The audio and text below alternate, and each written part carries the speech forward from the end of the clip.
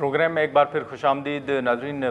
Programme के आखिरी segment में हम बात करेंगे सिंध ताश मुआहदे के हवाले से, और इसी हवाले से हाल ही में एक सेमिनार का इनेकाद भी हुआ इस्लामाबाद के अंदर, और उसमें भी सिंध ताश मुआहदे के हवाले से जो पाकिस्तान का मौक़िफ़ था उसको एक मरतबा फिर पाकिस्तान ने दोहराया भी। और दफ्तर ख़ारजा की अगर बात करें तो उन्होंने भी दो टोक अल्फाज में ये कहा है कि कोई भी मुल्क पाकिस्तान को बंजर ज़मीन में तब्दील करने की सलाहियत नहीं रखता, और इसी तरह मुख्तलिफ जो दीगर बयानात हैं वो भी सामने आते रहे। और पाकिस्तान ने सिंध ताश मुआहदे के हवाले से बड़ा वाज़ेह मौक़िफ़ रहा है, और ये वाज़ेह तौर पर कहा है कि अगर पाकिस्तान को बंजर करने का सोचा गया तो उसका मुकाबला कर सकते हैं। और इस हवाले से पाकिस्तान ने डे वन से मुज़ाकरात के हवाले से या जो मुख्तलिफ फोरम्स हैं उन पर अपना मौक़िफ़ रखा भी है। और आलमी सतह पर अगर बात करें तो उसमें पाकिस्तान के मौक़िफ़ को सराहा भी गया है, इंडोर्स भी किया जाता है। लेकिन अब कौन से पाकिस्तान के पास ऑप्शंस होंगे और आने वाले दिनों में इस पर क्या पेशरफ्त है जिसकी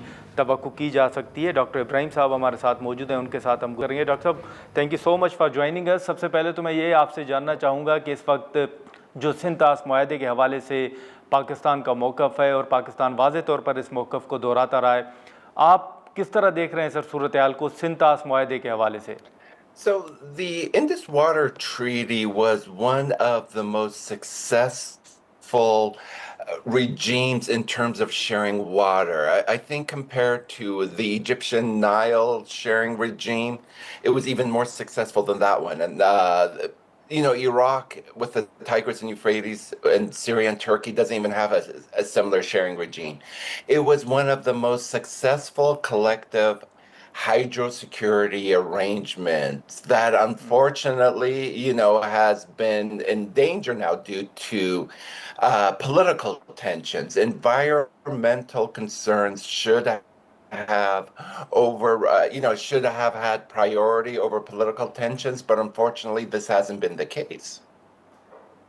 अच्छा, लेकिन डॉक्टर इब्राहिम साहब, इसी के साथ साथ अगर देखें तो हाल ही में इस्लामाबाद के अंदर भी एक बैनुल अक़वामी सेमिनार का इनेकाद हुआ, और उसमें भी मुख्तलिफ जो चीनी या रूसी जो माहिरीन थे उन्होंने भी अपनी आरा का इजहार किया।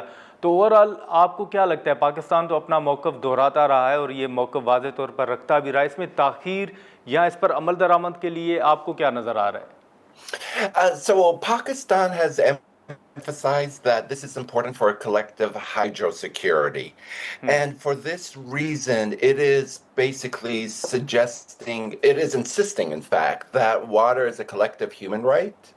And for this, it is insisting that Pakistan is behind the treaty, and that India, as the upstream riparian, has to abide by its obligations if it wants to keep one of the most successful water commissions in the world functioning. अच्छा, लेकिन ये भी बताइएगा कि फिर अब जैसे हम बात भी कर रहे हैं और जो इंडिया की जानिब से जो खिलाफ वर्जी की जा रही है, उसके बाद आलमी अदालत का फ़ैसला कहें या बाकी जो फोरम्स हैं उनकी बात करें, मज़ीद आपको क्या नज़र आ रहा है कि कौन से फोरम्स हैं या लीगल जो ऑप्शंस हैं वो पाकिस्तान इस्तेमाल कर सकता है?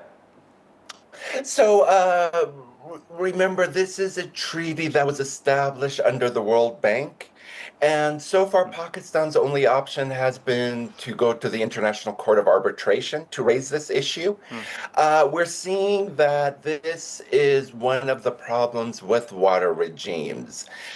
The only now option is to raise awareness of this problem, raise awareness that this is an issue that is affected by climate change, and bring in international bodies, perhaps China as an arbitrator, as kind of an outside power for, joint investments in the region. But we've seen with water, basically there's very few international legal mechanisms to enforce both parties to adhere to what is basically something to manage a collective human right, the right to access water.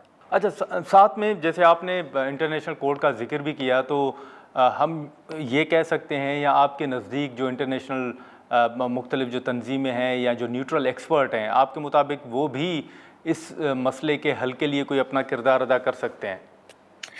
In theory, yes, it's a matter of raising awareness. I'll just give you one extreme example. Turkey, Iraq, and Syria have yet to find a हाँ good international organization or treaty to manage their water problems.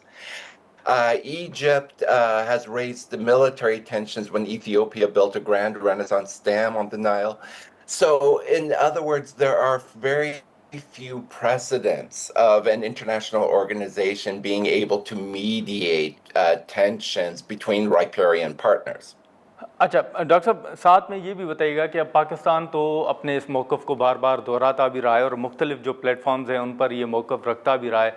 आपको लगता है कि जैसे international court का आपने ज़िक्र किया या मुख्तलिफ जो दीगर प्लेटफॉर्म्स हैं, इसी तरह जो सिफारती सतह पर इशूज़ हैं या सिफारती सतह का ऑप्शन भी आप समझते हैं कि वो भी इस्तेमाल किया जा सकता है?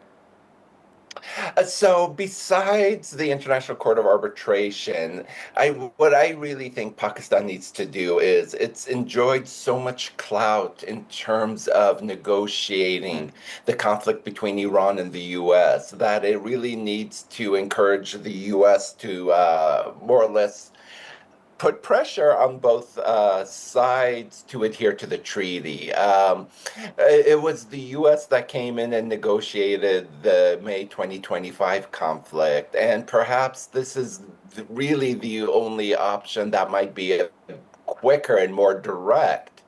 But otherwise, there's very few options of implementing a renewed adherence to this treaty, particularly given how rapid climate change is affecting this matter, especially with the most recent heat waves. अच्छा एक आखिरी सवाल doctor Ibrahim साहब कि अब पाकिस्तान जो है वो तो इंडस वाटर ट्रीटी के हवाले से अपना ये वाज़ेह तौर पर मौक़िफ़ भी रखता रहा है और अब रेड लाइन भी करार दिया जा रहा है। तो आपको क्या पेशरफ्त फिर नज़र आ रही है जब पाकिस्तान का भी एक बड़ा वाज़ेह मौक़िफ़ है और इंडिया की जानिब से इस पर कोई बातचीत या ऐसा कोई ग्रीन सिग्नल जो है वो अभी तक नज़र नहीं आ रहा?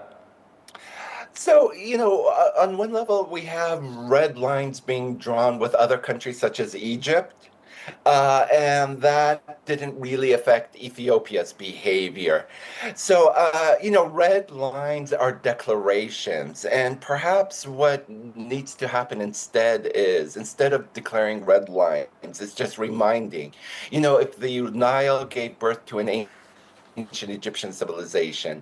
We tend to forget this is the Indus River civilization was one of the earliest civilizations in the world. It's a reminder to India, but also to the world, that river is a World Heritage Site. And just as the Harappan Indus civilization was one of the first in the world, it's a reminder that if this doesn't get resolved, the place where civilization began might be the first place where civilization as we know it unravels. And I think this is the narrative Pakistan needs to develop.